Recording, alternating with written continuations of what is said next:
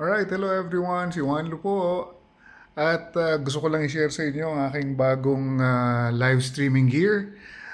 May kwento ko lang po kasi alam nyo, I belong to a group of buskers, yung Sanghaya Buskers. At ito po ay pinamumunuan ng aming kaibigan na si Dave. At sa grupo namin, marami kaming members. Hindi ko nababanggitin sa inyo isa-isa dahil nga marami.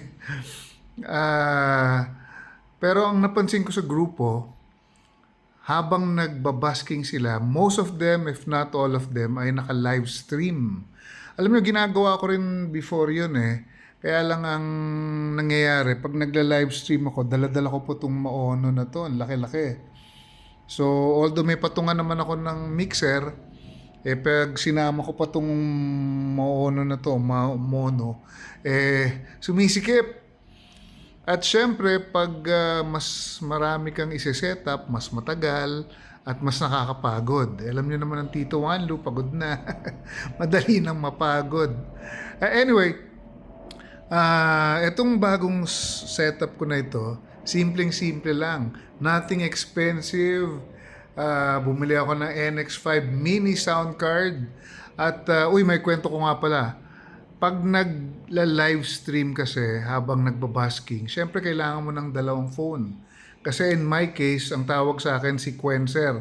Ang music ko hindi galing sa gitara, hindi galing sa saxophone or sa keyboard. Ang music ko galing sa isa pang cellphone or tablet. Ang tawag doon sequencer, no? In my case, isang cellphone pang live stream at kailangan pa ng isang cellphone para sa music source. Buti na lang ay binigyan ako ng bagong cellphone ng mga anak ko, kaya salamat mga anak. Kaya itong phone na ito, itong hawak ko na ito, itong gagamitin kong pang live stream. At ito namang isang cellphone na ito, ayan naman ang, actually bigay din nila yan. Parang bigay ng mga anak ko yan. Salamat mga anak. Yan naman ang gagamitin ko music source. Okay? So again, nothing fancy. Gusto ko lang i-share sa inyo itong sound card na naka-tripod. At dahil nga itong sound card ay hindi na nakakabit sa hindi na nakapatong sa table, pwedeng ilayo itong camera. Oo, pwedeng ilayo. At although hindi ko nga lang mababasa yung mga comments. Pero anyway, pwedeng ilayo. Hindi katulad dati, hindi mo pwedeng ilayo yung phone dahil maiksi lang yung wire eh. Ngayon, dahil andyan din yung sound card sa tripod, pwede mo siyang ilayo. Pwede mo nga ikot eh. So itong sound card nakakabit dito sa phone.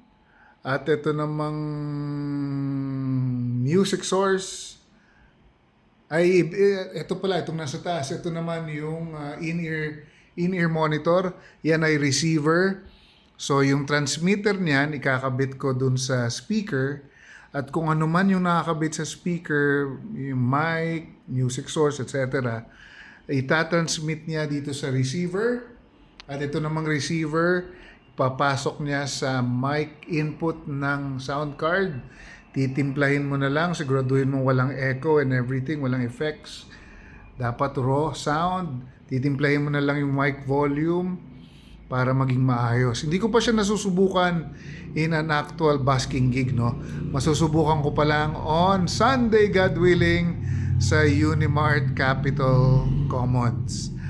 Papakita ko sa inyo, sana maging maganda ang sound quality at sana maging maayos. Share ko sa inyo just in case you're interested in this kind of setup. Okay? Mula po sa tahanan ng walang magawa. Juan Lu po. Thank you.